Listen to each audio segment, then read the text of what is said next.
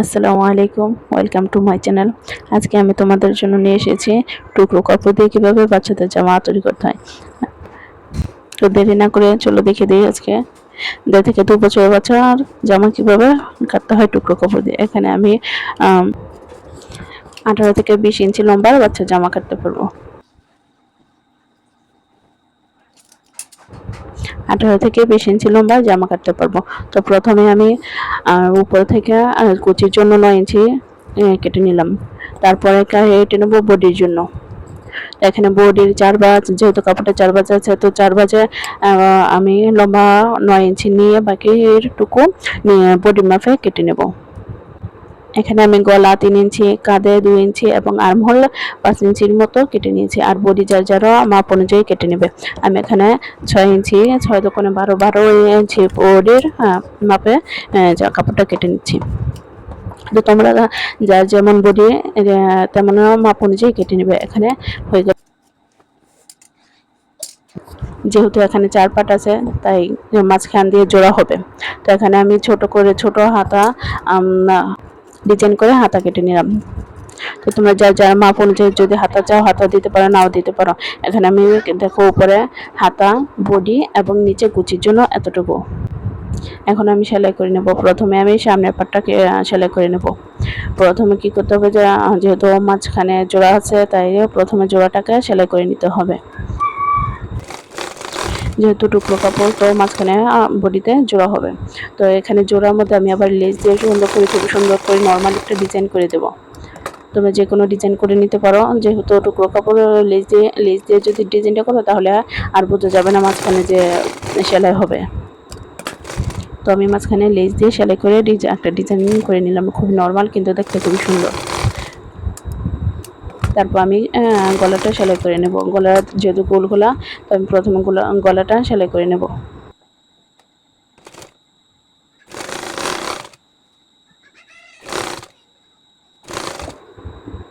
সুন্দর করে গলাটা সেলাই করে উল্টে প্রথমে ছোট ছোট কাট দিতে হবে, না হলে ফিনিশিংটা খুব সুন্দর আসবে না। তো উল্টে আমি গলাটা আবার একটা চাপ সেলাই দিয়ে নেব।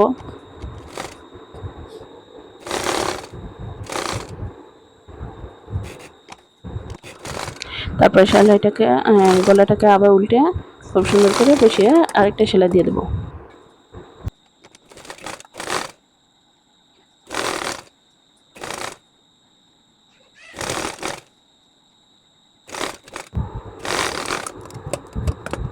এখানে তোমরা যে কোনো ডিজাইনের গলা দিতে পারো।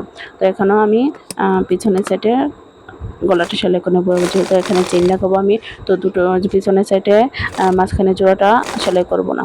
প্রথমে আমি গলাটা সেলাই করে নেব, যাতে খুব সুন্দরভাবে চেনটা বসানো যায়।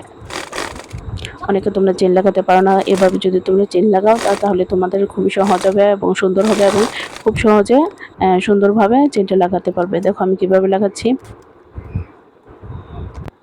চেনটাকে প্রথমে উল্টো করে নিতে হবে, তাহলে খুব সুন্দরভাবে বসবে। যেহেতু দেখো খুবই সুন্দর একটা ট্রিক, এই ট্রিকে অনেকে সহজে চেন লাগাতে পারবে। অনেকে অনেকভাবে চেন লাগাতে পারে, কিন্তু খুব সহজ হচ্ছে এভাবে যদি চেন লাগাও। এভাবে চেন লাগালে খুব গলার সাইজও সমান হয় এবং খুব সুন্দর ফিনিশিং হয় এবং টেকসই হয়। তো তোমরা যারা অনেক সেলাই কাজে অনেক ট্রিক্স জানতে চাও কিংবা দেখতে চাও, শিখতে চাও, আমার চ্যানেলটাকে ঘুরে আসতে পারো। খুব সুন্দর সুন্দর ট্রিক্স এবং সহজ পদ্ধতি আমার চ্যানেলে আছে। তো হয়ে গেল আমার চেন লাগানো, দেখো খুবই সুন্দর সহজে হয়ে গেল। এখন আমি সামনের পার্টে কুচি লাগাবো। কুচি যেহেতু আমি প্রথম পার্ট মানে সামনের পার্ট দ্বিতীয় পার্টে আলাদা আলাদা লাগাবো, তাই প্রথম সামনের পার্টের কুচিটা আমি প্রথমে লাগিয়ে নিচ্ছি। তারপরে আমি দ্বিতীয় পিছনের পার্টে যেটা বডিটা ওই বডিতে লাগিয়ে নেব। এভাবে লাগালে কি হয়, অনেক সময় যদি একেবারে কুচি লাগাতে চাই তাহলে ছোট বড় হয়ে যায়, বেশি হয়ে যায়, কম বেশি হয়ে যায়। তো এভাবে যদি কুচি লাগাও তোমরা, তাহলে সব ঠিক মতো মাপে আসবে। তো এখানে আমি কুচি দিয়ে নিলাম।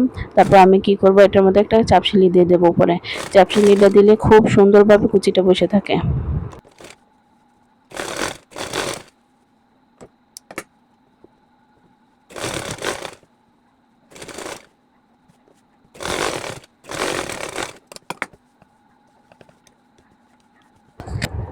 এখন আমি দ্বিতীয় পাটে বডিতে কুচিটা লাগিয়ে নেব।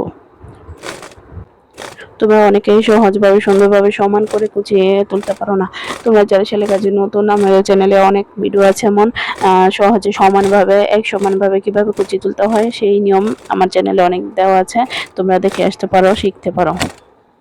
তো আমি দোনো বডিতে এমন কুচি লাগানোর পরে একটা চাপ সিলি নিয়ে দিয়ে দেবো। আর এখন কাজ সেলাই করে নেব। প্রথমে যেহেতু আমি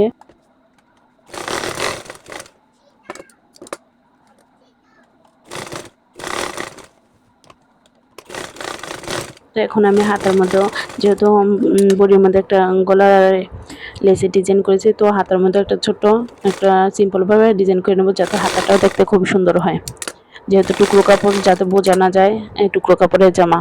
তো এইভাবে তোমরা যে কোনো লেস দিয়ে যে কোনোভাবে ডিজাইন করে নিতে পারো, যা হাতে টুকরো কাপড়ের মতো বোঝা যায় না এবং বুঝতেই পারবে না কেউ এটা টুকরো কাপড় দিয়ে বানানো জামা। খুবই সুন্দর হবে, খুবই দেখতে আকর্ষণীয় লাগবে। তো এই তো হাতায় আমি লেস লাগিয়ে নিলাম।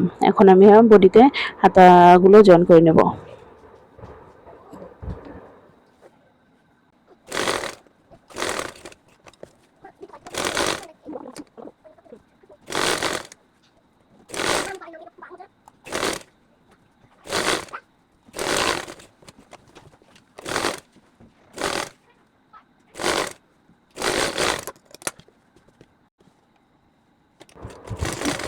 তো আমি বডিতে হাতা লাগিয়ে দুটো করে সেলাই দিয়ে নিলাম। এখন বডি সেলাই করা পালা। তো তোমরা যার যে মাপ অনুযায়ী সেই মাপ অনুযায়ী বডিটা সেলাই করে নেবে। এখানে আমি ফিতা দিয়েছি, তো ফিতা দিয়ে বডিটা পুরো সেলাই করে নেবে, তাহলে খুবই সুন্দর হবে। যেহেতু বাচ্চাদের জামা ঢিলে হলে ফিতা যদি না দেয় তো খুবই খারাপ দেখা যায়, কিংবা ফিতা দিলে অনেকই সুন্দর হয়, সাইজ মতো লেগে থাকে। তো প্রথম সাইডে আমি দেখিয়ে নিলাম সেলাই করা, এবং দ্বিতীয় সাইড সেলাই করা আমার হয়ে গেছে। তো এই তো হয়ে গেছে আমার জামা বানানো। তো টুকরো কাপড় দিয়ে দেখো খুবই সুন্দর, খুবই আকর্ষণীয় একটা জামা হয়ে গেল। কেউ বুঝতেই পারবে না এটা টুকরো কাপড় দিয়ে। এমন করে তোমরা 2 বছর 2.5 বছরের বাচ্চারাও এমন সুন্দর টুকরো কাপড় দিয়ে জামা বানিয়ে নিতে পারো। তো ডিজাইনটা কেমন লাগলো প্লিজ কমেন্ট করে জানাবে, এবং কোনো প্রশ্ন থাকলে আমাকে কমেন্ট করে জানিও প্লিজ। তো এমন সুন্দর সুন্দর ডিজাইন পেতে আমার চ্যানেলটাকে সাবস্ক্রাইব করে বেল আইকনটা অন করে রেখো। তো আজকের জন্য ধন্যবাদ। সবাই ভালো থাকবে, সুস্থ থাকবে, এবং আমার চ্যানেলটাকে লাইক করে রেখো, ভিডিওটা শেয়ার করে রেখো।